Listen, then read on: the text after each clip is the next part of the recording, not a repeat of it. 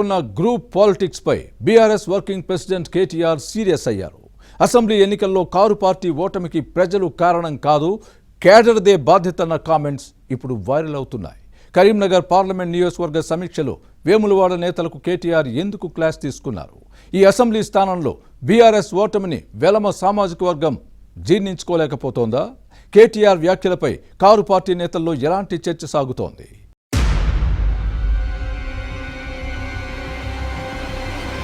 Assembly ఎన్నికల్లో BRS ఓటమిపై KTR fire అవుతున్నారు.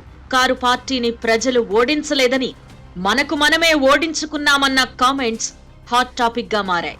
వేములవాడ నియోజకవర్గంలో చెల్మెడ లక్ష్మీనరసింహారావు ఓటమికి సొంత పార్టీ నేతలే కారణమంటూ కేటీఆర్ చేసిన విమర్శలు పార్టీలో దుమారం రేపుతున్నాయి.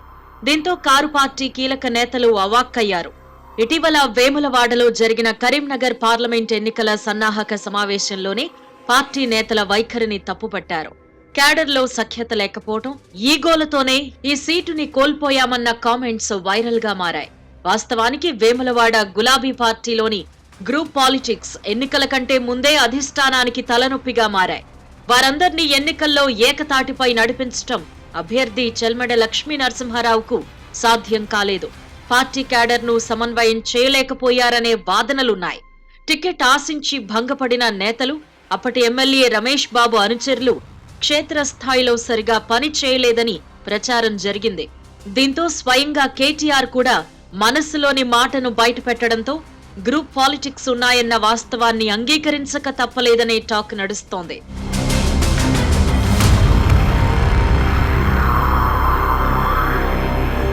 వేములవాడలో అప్పటి సిట్టింగ్ ఎమ్మెల్యేగా చెన్నమనేని రమేష్ బాబును కాదని చెల్మెడ లక్ష్మీనరసింహారావుకు టికెట్ ఇప్పించారు కేటీఆర్.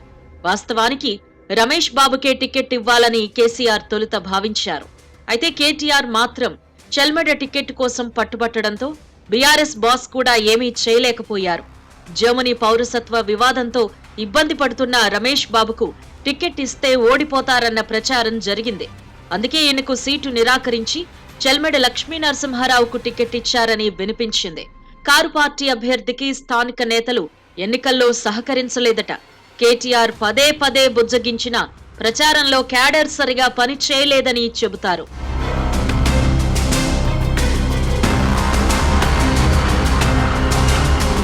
మరోవైపు కాంగ్రెస్ అభ్యర్థి ఆది శ్రీనివాస్ పై సానుభూతి ఉండడం కూడా చెల్మెడకి ఇబ్బందిగా మారింది.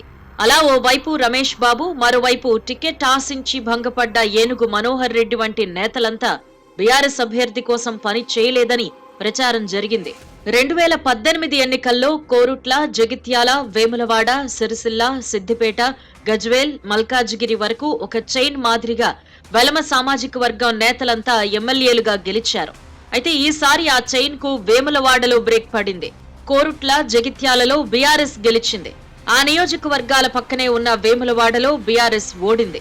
ఈ స్థానం పక్కనే ఉన్న సిరిసిల్లలో కేటీఆర్, సిద్దిపేటలో హరీష్ రావు, గజ్వేల్లో కేసీఆర్, ఇలా మొత్తం వెలమ సామాజిక వర్గం గెలిచింది.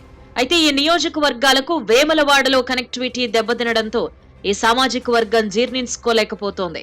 మొత్తానికి వేములవాడ గ్రూప్ రాజకీయాలు గులాబీ పార్టీ కంచుకోటకు బీటలు వారేలా చేశాయి. మరి కేటీఆర్ స్వీట్ వార్నింగ్ తో అయినా క్యాడర్ తేరుకుంటుందా? గ్రూప్ రాజకీయాలను పక్కన పెడతారా లేదా అనే విషయాలను పరిశీలించాల్సి ఉంది.